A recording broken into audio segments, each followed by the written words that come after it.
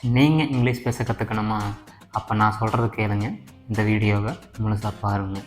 என்ன தான் நீங்கள் இங்கிலீஷ் கிளாஸில் ஜாயின் பண்ணாலும், இல்லை ஆன்லைன் ஆப்புக்கு பே பண்ணியிருந்தாலும், நீங்கள் டெய்லி ப்ராக்டிஸ் பண்ணாமல் விட்டுட்டீங்க அப்படின்னா, நம்மளுடைய ஸ்போக்கன் இங்கிலீஷ் அப்படிங்கிறது ஒரு டெவலப்மெண்ட்டுமே இல்லாமல் போயிடும்.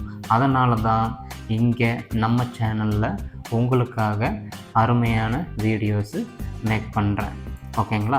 அதை வச்சுக்கிட்டு நீங்கள் டெய்லி ப்ராக்டிஸ் பண்ணுங்கள். உங்களுடைய ஸ்போக்கன் இங்கிலீஷ் கனவை நிறைவேற்றிக்கங்க. So welcome to Winglish to English channel.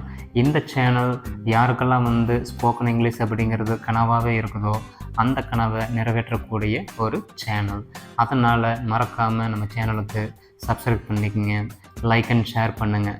Daily வரக்கூடிய வீடியோஸை பார்த்து உங்களுடைய ஸ்போக்கன் இங்கிலீஷ் கனவை நிறைவேற்றிக்கோங்க.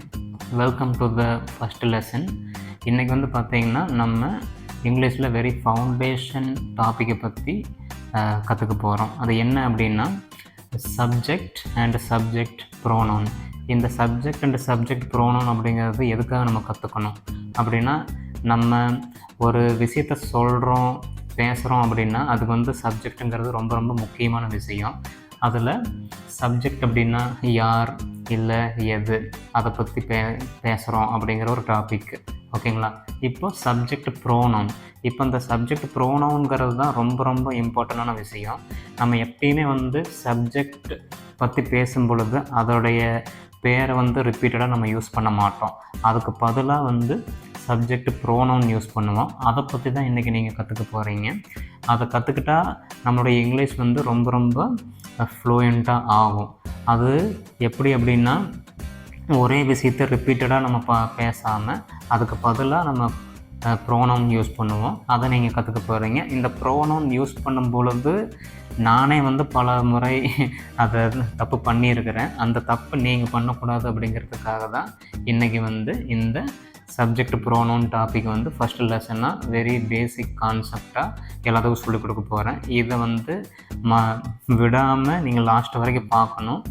இதை கரெக்டாக புரிஞ்சுக்கணும். புரிஞ்சுக்கிட்டால் நம்ம எந்த இடத்துல எப்படி யூஸ் பண்ணலாம், அது இதுதான் அர்த்தமா அப்படிங்கிறது உங்களுக்கு ஈஸியாக இருக்கும். ஓகேங்களா?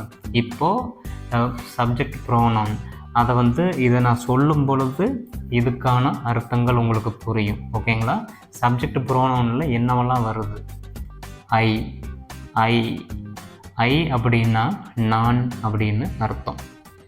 இப்போது யூ யூ அப்படிங்கிறதுக்கு 2 விதமான அர்த்தங்கள் வரும். நீ அப்படின்னு சொல்லலாம், இல்லை மரியாதையாக நீங்கள் அப்படிங்கிறதும் வரும். இப்போ நம்ம தமிழில் பேசும் பொழுது நீ நீங்கள் அப்படிங்கிற சொல்கிறோம். ஆனால் இங்கிலீஷில் யூ அப்படிங்கிறது மட்டும்தான் வரும். அதனால தான் இதை பற்றி நம்ம கண்டிப்பாக தெரிஞ்சாகணும். அதுக்கப்புறம் பார்த்திங்கன்னா ஹீ ஹீ அப்படின்னா அவன் அப்படின்னும் வரும். ஹீ அப்படின்னா அவர் அப்படின்னும் வரும். ஸோ இந்த இடத்துல அவன் அவர் இந்த 2 விதமான அர்த்தங்களை நம்ம புரிஞ்சுக்கணும். அதுக்கப்புறம் ஷீ ஷீ அப்படின்னா அவள் அவர். இங்கேயும் பார்த்திங்கன்னா 2 விதமான அர்த்தம் வருது. இதை நம்ம புரிஞ்சுக்கிட்டால் மட்டும்தான் நம்ம இங்கிலீஷ் பேசும் பொழுது அதை எப்படி சென்டென்ஸில் ப்ராப்பராக யூஸ் பண்ணுறது அப்படிங்கிறது நம்மளுக்கு ஈஸியாக இருக்கும். அதுக்கப்புறம் இட்டு அப்படிங்கிறதுக்கு நம்ம மேக்ஸிமம் இது அப்படிங்கிற மாதிரி சொல்லுவோம். சம்டைம்ஸ் அதுங்கிற மாதிரி மீனிங்கும் அந்த இடத்துல வரும். அதுக்கு நம்ம ஃப்யூச்சர் கிளாஸஸில் கிளியராக அண்டர்ஸ்டாண்ட் பண்ணிக்கலாம்.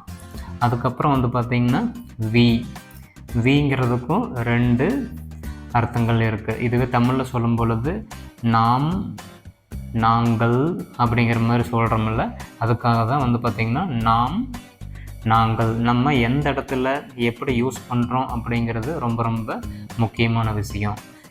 நெக்ஸ்ட் பார்த்திங்கன்னா இங்கே இதே மாதிரி யூ இங்கே வந்திருக்குது. ஆனால் இந்த யூக்கு அர்த்தம் வேறு, நீங்கள். அதை நான் உங்களுக்கு இன்னைக்கு கொஞ்ச நேரத்தில் விளக்க போகிறேன். அதுக்கப்புறம் பார்த்திங்கன்னா தே அப்படின்னா இங்கேயும் பார்த்திங்கன்னா 2 அர்த்தம் வருது. அவை அவர்கள். ஓகேங்களா? ஸோ இதை இந்த சப்ஜெக்ட் ப்ரோனவுன் ரொம்ப ரொம்ப பேசிக் கான்செப்ட். இதை நம்ம கண்டிப்பாக தெரிஞ்சாகணும். இதை தெரிஞ்சுக்கிட்டால் நம்ம இங்கிலீஷை வந்து ரொம்ப ரொம்ப ஃப்ளூயண்ட்டாக பேச முடியும். ஏன்னா இந்த தப்பை நானும் பண்ணியிருக்கிறேன். நான் வந்து ஃப்ளூயண்ட்டாக பேசுகிறேன்னு நினச்சி நிறையா தடவை தப்பாக பேசிகிட்டு இருந்திருக்கிறேன். அதனால தான் இந்த விஷயத்தை நான் சொல்லி கொடுக்குறத நீங்கள் நல்லா தெளிவாக கற்றுக்குங்க. டவுட் இருந்தால் கமெண்டில் கேளுங்க. என்னுடைய ஃபோன் நம்பரு எல்லாமே நான் கொடுப்பேன். அதில் நீங்கள் டவுட்டு கால் பண்ணி கூட கேட்கலாம். ஆனால் கேளுங்க, கேட்டால் மட்டும்தான் நம்ம கற்றுக்க முடியும். ஓகேங்களா? இப்போது ஐ, நான், யூ, நீ, நீங்கள், ஹி, அவன், அவர், ஷீ, அவள், அவர், இட், இது, அது, வி, நாம், நாங்கள், யூ, நீங்கள், தே, அவை, அவர்கள். நான் ஏன் இப்படி எழுதி போட்டிருக்கேன் அப்படிங்கிறதுக்கான விளக்கம்தான் வந்து பார்த்திங்கன்னா இந்த இடத்துல நான் எழுதி போட்டிருக்கிறேன். இப்போது இது என்னென்னு தெரிஞ்சுக்கிட்டால் நம்மளுடைய கிராமர் வந்து ஃபவுண்டேஷன் டாபிக் ஆல்மோஸ்ட் ஓவர் ஆயிரும். ஓகேங்களா? ஆனால் இதை புரிஞ்சுக்கிட்டோம் அப்படின்னா ரொம்ப ரொம்ப யூஸ்ஃபுல்லாகவும் இருக்கும். இப்போது இங்கிலீஷில் வந்து பார்த்திங்கன்னா சப்ஜெக்ட்டுன்னு வந்துட்டால் அதை வந்துட்டு பார்த்திங்கன்னா first person, second person, third person அப்படின்னு சொல்லுவாங்க. அதுபோக சிங்குலர் அண்ட் ப்ளூரல் அப்படின்னு சொல்லுவாங்க. இதுதான் நம்ம தெரிஞ்சுக்கணும். சிங்குலர் அப்படின்னா ஒன்று, ப்ளூரல் அப்படின்னா நிறையா. ஓகேங்களா? இப்போது ஃபஸ்ட்டு பர்சன் அப்படிங்கிறது என்ன?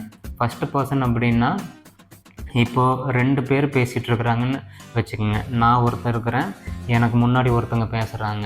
இந்த இடத்துல யார் பேசுகிறாங்களோ அப்படிங்கிறவங்கள வந்து பார்த்திங்கன்னா இப்போ நான் வந்து பேசுகிறேன் அப்படின்னா நான் ஃபஸ்ட்டு பர்சன் ஆவேன்.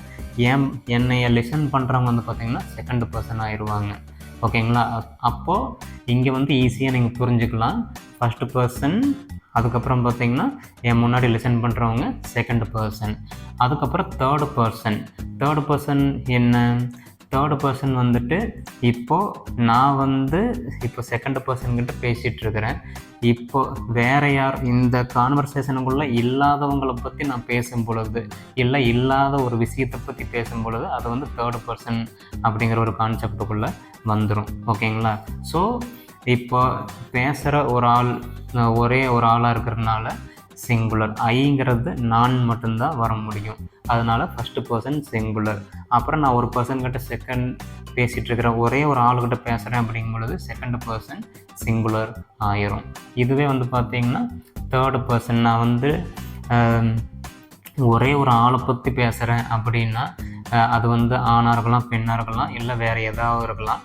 அது வந்து ஏதாவது ஒரு விஷயமா இருந்தால் அதை வந்து தேர்ட் பர்சன் சிங்குலர் அப்படிங்கிற ஒரு கான்செப்டுக்குள்ளே நம்ம கொண்டு வந்துடுவோம். ஓகேங்களா?